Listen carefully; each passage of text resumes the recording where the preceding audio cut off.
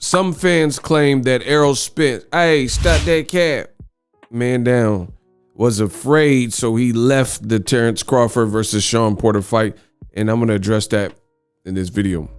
What up, Fight World? It's your boy Ego, and I'm back with some more boxing. Before I get started, use my link to get the Hibernation 5 headphones. Holidays are coming up. Great set of headphones. Link in the description. Now, also, throw a like on the video. It goes a long way when you guys do that. Reach one, teach one, help others find the content by throwing a like on the video. Now, I want to talk about this because a lot of people are making this big to-do about it. Sad that I have to address this, but this is my job. This is why I get paid the big bucks to talk about things like that. Terence Crawford beat Shawn Porter, became the first to stop him. Mutual opponent, Errol Spence Jr. Now, this is Errol Spence Jr. Obviously, he's watching the Jumbotron or the replay of the stoppage, and this is his facial expression. He's like looking at the screen, like trying to decipher what happened, right?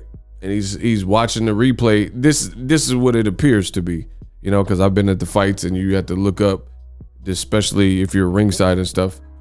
They got the Alexander McQueen, and then he sees the cameras filming him and focus on him, and he looks at the camera. he almost look at the camera like Ice Cube as Craig in Friday when he dropped the ice cube, and he had to give his pops a drink, and he just put it in the cup, and he just looked at the camera before he did it, and he's looking like, what? And and this is his reaction. He's like, man, he says something, and then he shakes his head and he attempts to walk out with his or he doesn't attempt, he does walk out with his entourage. Now, it says Errol Spence had seen enough, right? Somebody said that's how most people felt. Like, what the F is Kenny Porter doing? Right? Pretty simple stuff here. But some people in boxing are trying to spin this and make it look like he exited because he was hurt or scared of Terence Crawford because Crawford became the first to stop Shawn Porter. Now, to me, this is by far one of the dumbest narratives currently in boxing. You know, I put that up there with, I seen recently some people had said that Tank Davis was afraid of Rolly Romero. And even though the fight had been made and the contracts were signed, the ink had dried, and they had a press conference, somehow, some way, there was this narrative that Tank was so afraid of losing to Rolly that he coaxed people to claim these charges against Rolly to get the fight canceled.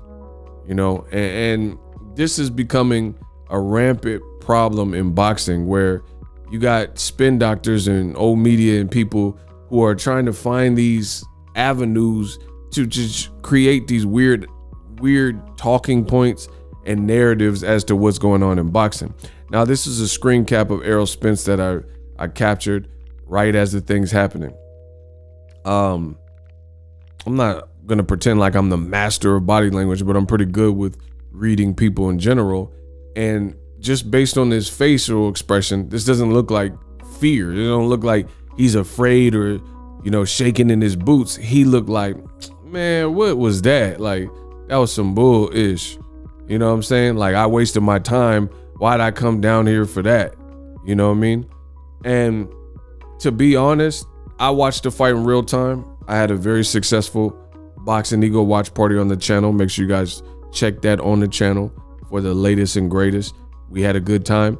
And I think that's a lot of people's reaction was like, what happened?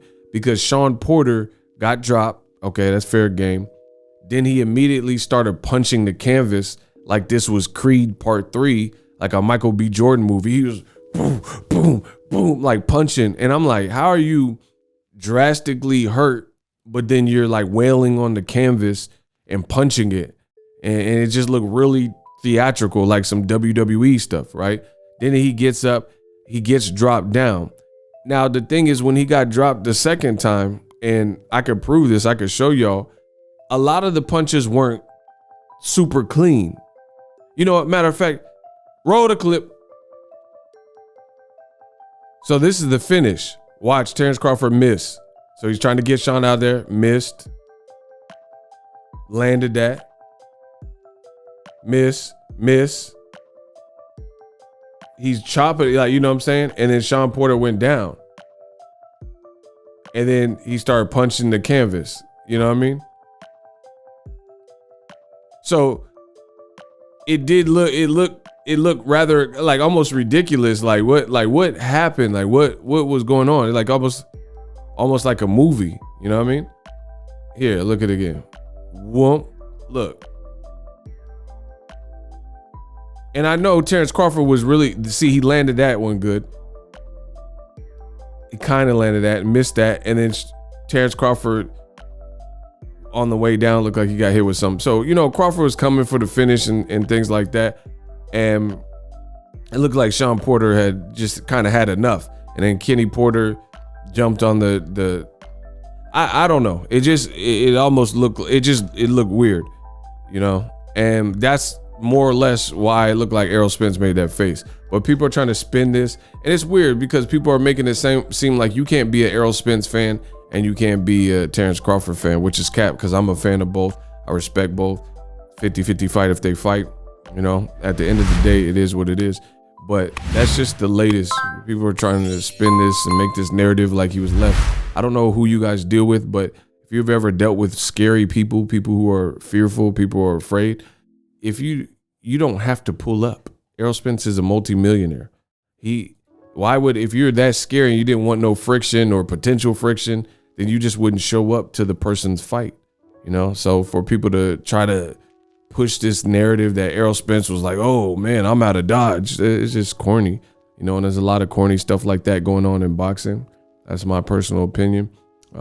Much respect to Crawford, much respect to Errol Spence, but I didn't see it that way. I just think that Errol Spence's reaction was like, man, what was that? That was some BS.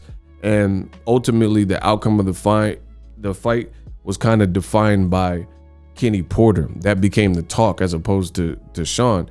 And if you listen to what Errol Spence said post-fight, he said, why does Shawn Porter wear all that Marvin Hagler-ish? Let him fight, you know? So I agree with Errol Spence in this situation. Is like, you're going to come out and say you're dedicating the fight to Marvin Hagler and wear war and, you know, have the same motif as the great Marvin Hagler, rest in peace, who recently passed. You know, a lot of people don't want to see the fight defined by the actions of Kenny Porter rather than it. Like, Crawford very well might have just, you know, hit him with concussive shots or dropped him again. I don't know, because of how it actually played out. So that's what it looked like to me for why Errol Spence reacted how he did. No more, no less. I think he just looked like, man, what was that? I wasted my time. Again, we have to keep in mind, this was supposed to be a barometer of sorts. And then now we come to find out that Shawn Porter was planning on retiring regardless of this fight. So it looked like one last little heist. He was going to try his best. And if the going got tough, then, I mean, can we expect Shawn Porter, who has been through wars and clearly is in the stage of his career where it seems like he's more happy being a commentator and YouTuber and not getting punched in the face for a living, can we expect him to push through that mental blockage? And then his dad saying he wasn't training like he wanted him to, you know? So it looked like this was it was destitute for Shawn Porter to lose once the facts came out, and you know, that's what it is. So it's hard for me to all the way compare Errol Spence versus Shawn Porter to the Terence Crawford fight, even though initially it was a barometer. But initially I didn't know Shawn Porter was thinking about retiring since the Spence fight. You know, I had no knowledge of that. And I can't really say that Crawford fought the more hungry Shawn Porter, because if he fought the more hungry Shawn Porter, then why did Shawn Porter retire immediately after and tell the world that he had been planning this retirement for some time, you know? Versus when Errol Spence fought Shawn Porter, there was no Porter Way podcast. That wasn't a thing. He became that. They fought in 2019. I was there. I was at the fight, right? And Shawn Porter was all in for boxing. He didn't start the podcast until a year after this fight during the pandemic in 2020. So, you know, people, it's radical side Errol Spence fans and radical Crawford fans going at each other, but we got to make it make sense. A lot of these weird, goofy, lame narratives, Oh, the fighter's scared. This man's an Olympian. Crawford's a dog. He's an animal. Errol Spence is a dog. He's an animal. Who knows what happens when they fight? But for people to be like overly trying to push this envelope, you know, like, again, why would you even go to the fight if you were scared? You know what I mean? He didn't have to go to Crawford's fight. It's Shawn Porter. And truth be told, the way Crawford looked rounds 1 through 9, to me, that's not the type of opponent or performance that would have scared anybody. Like, the outcome was great. The climax, the dramatic outcome was dope. But throughout the fight, I seen vulnerabilities from Crawford, if I'm being honest. You know, it wasn't like a flawless A+ performance, right?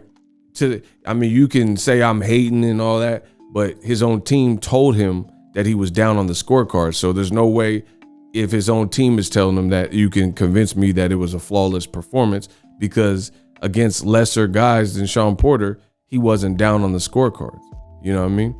He was up. But in this particular fight, highly competitive stuff, very close fight until it wasn't a close fight, really in round 10.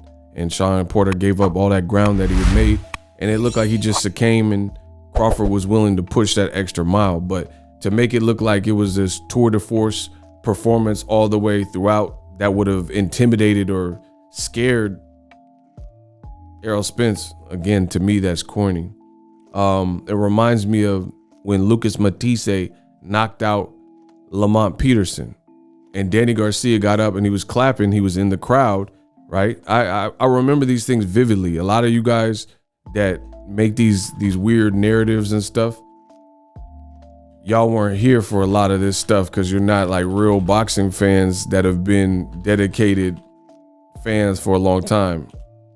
But I remember Danny Garcia was in the crowd, and when Lamont Peterson got knocked out, the camera, just like Errol Spence, the camera panned to Danny Garcia, and fans said Danny Garcia was afraid of Lucas Matisse because of the performance. Again, fans, they look for the low-hanging fruit. However, when Danny fought Lucas Matisse, this is the status of Lucas Matisse's face and eye, and Danny Garcia beat him on a big card, the Mayweather-Canelo card at the time. So I don't read into all that, like the camera panning on the person. Oh, he's afraid. They said that about Danny Garcia because Lucas Matisse knocked out Peterson, as I just mentioned, and this is the outcome of that fight. So it doesn't really mean stuff I think people are looking into, and it's called confirmation bias. A lot of people have that and show that, exude that in boxing. Confirmation bias. You already have your mind made up what you want to believe and who you're rooting for. And, you know, a lot of beta males in boxing, they're too emotionally attached to fighters. So they have this confirmation bias when they pan the camera and Errol leaves prematurely to beat the crowd or whatever. Oh, I knew it. I knew he was afraid. But that's how you felt before. So you think that's a sign of confirmation. Shawn Porter said Errol Spence hurt him more when he got dropped. He said he was cool, but he lost his composure with Crawford. These aren't my words, they're Porter's. Use my links in the description. Subscribe to the channel.